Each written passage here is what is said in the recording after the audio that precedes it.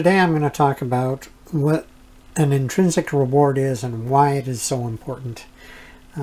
Now, to do that, I'm going to talk about bad habits. We all have bad habits. We've all created bad habits and realized that suddenly we have a bad habit. So why is it so easy to develop a bad habit? What is it that about a bad habit that makes it so hard to break and so easy to build? Like, you don't set a goal to build a bad habit. You don't, have a desire or, a motivation to become or do something that you shouldn't do. You don't look at people that have that bad habit and model them after them and try and become what they do so you can have that bad habit. And you don't write out intention statements like we've talked about before. Develop habits is writing out an intention statement. It's good practice, but you don't do that with a bad habit. They just sort of sneak up on you, right? And suddenly you have this bad habit and you go, where'd that come from? Right? Now, you don't say, okay, so my goal, is to become fat and ugly. And what I'm going to do is I'm going to eat a dozen donuts every time in the morning on the way to work after having stopping for a coffee that's full of sugar and carbs. You don't set that goal, right? You don't set the goal to say, hey, there's a person that I don't, that's heavy and unhealthy and just grumpy all the time. I'm going to model after them to see if I can be like them. You don't do that. And certainly you don't start saying, okay, I'm going to, every day I'm going to force myself to eat, 3 or 4 carb sugar bombs a day just to make sure that I continue to gain weight. You don't do that, right? But if you start down that road, it seems like suddenly you're stopping at the coffee shop and you're getting a half a dozen donuts and you seem to eat them all on the way home or on the way to work or on the way back or wherever throughout the day. You're continually eating and you end up eating more and more and more. And this is what happens, right? It sneaks up on you and it gets, to the point where you just can't get out of it. So what is it about this bad habit that is so enticing that even though you don't want to do it, you do it anyway? Well, it's the reward. What is the reward of, the one we're talking about here is having a donut or a sugar bomb. Well, what is it? It's that dopamine hit you get when you eat high carb food, right? Your mind says, this is good. I like this, and so therefore it develops the habit because it wants more of it. It's the reward. The reward isn't that you don't think, geez, I really want to eat 5 donuts, so I'm going to eat 5 donuts and then I'm going to pat myself on the back for eating 5 donuts. You don't do that. You get the reward because you ate the donut. Right?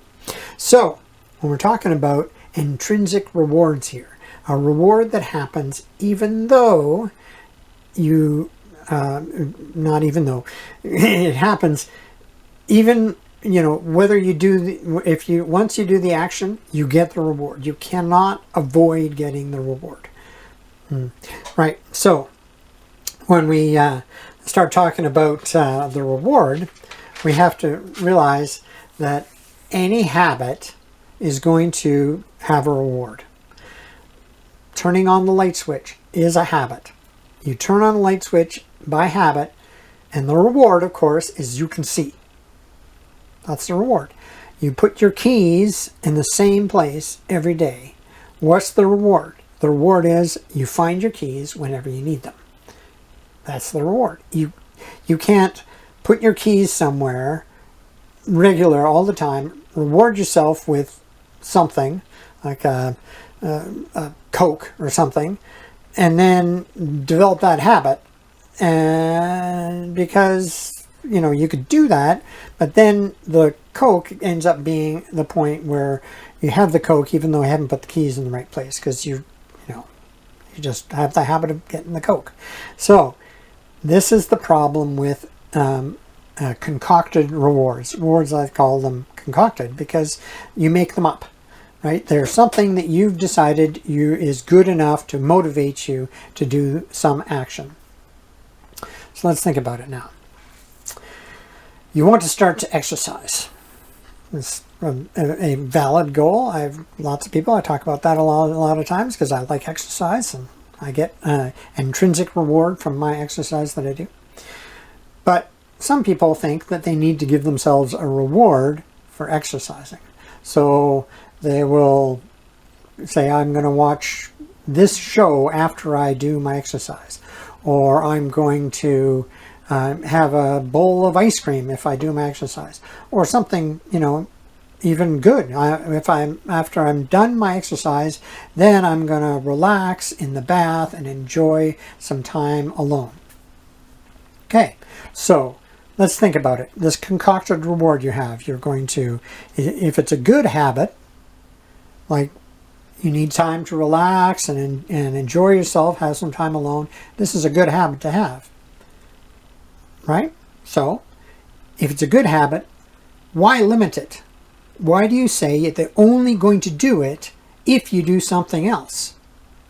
If it's a good habit, it's a good habit. Do the good habit, right? So you're going to have to discipline yourself to do the thing that you are going to reward yourself with the other good habit of relaxing. See what I mean? You now have two habits you have to build. One, you're using just to because you feel like you have to do it. And the other one is a reward for the habit you just I'm trying to encourage yourself to do. That's silly, right? If you have a reward that's a good thing to do, don't limit it. Just do it. If it's a bad habit, then what you're doing is you're rewarding a good habit with a bad habit. Doesn't seem very wise, right? Because even if you do have the discipline to actually develop the first habit without just doing the bad habit, which it will be hard to do, right? If you go for a run and you say, after my run, I'm going to sit down and have a bowl of ice cream to reward myself for my run. Your brain is going to say, I really like the ice cream. I don't really like the exercise. So how am I going to get around doing the exercise but still get the ice cream? Your brain is smart and lazy, right? It's going to figure it out. And it'll do it one way or another. It'll be like, oh, you're tired today, so maybe you just need the ice cream to make yourself feel better. Or why don't you have the ice cream first and then go for an exercise?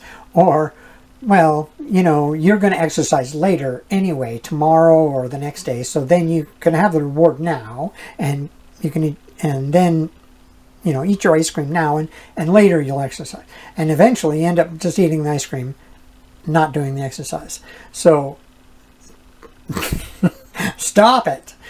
Find out what reward is actually intrinsic to the habit you want. This is the only way to do it. If you don't, then you end up going down the rabbit trails. You've been developing two habits and having to break one later. It's not a wise thing. So, if you want to build or figure out what intrinsic reward there is to a habit, here's the way you do it. First of all, practice the action. Whatever action it is. If you're wanting to start doing a run-walk program, great. Then do a run-walk program. First couple times, no stress. You don't have to keep on doing it. You're just going to practice, right?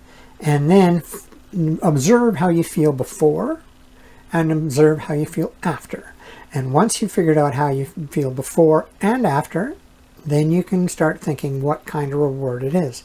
Do you feel more calm? Do you feel less stressed? Do you feel more energized? Do you feel more relaxed? Do you feel proud? Whatever it is, that could be your reward for doing the action that you cannot get unless you do the action. See? Don't reward yourself with a concocted thing. Have it so that you have to do the action to get the reward. Right. So once you observe yourself, then once you start doing the action to develop the habit on a regular schedule, if you find it difficult to actually do the action, then maybe you need to figure out what else or what other reward you're getting out of doing the action. Because sometimes you need either more than one thing or just a different thing altogether, right? You want to be motivated to do the action, just like the bad habit that you could not even avoid because of the sugar bomb or whatever it was that you're getting after as the reward.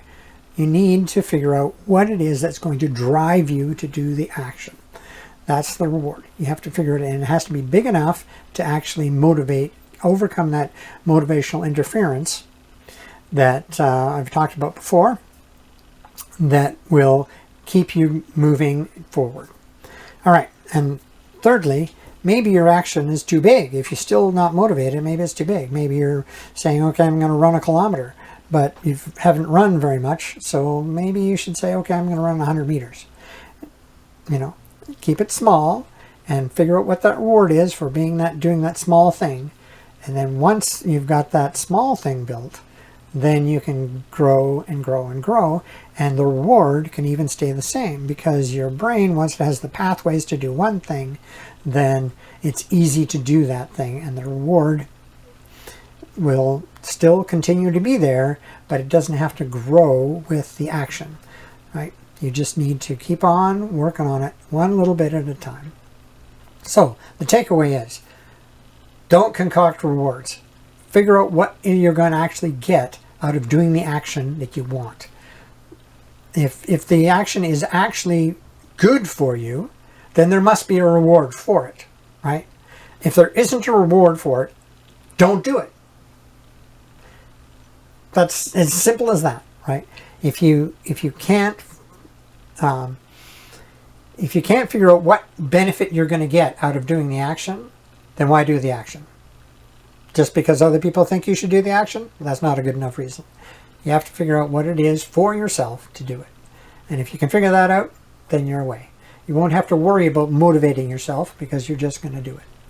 That's the way to build habits. That's how habits just start, because you are after that reward and you just keep on going.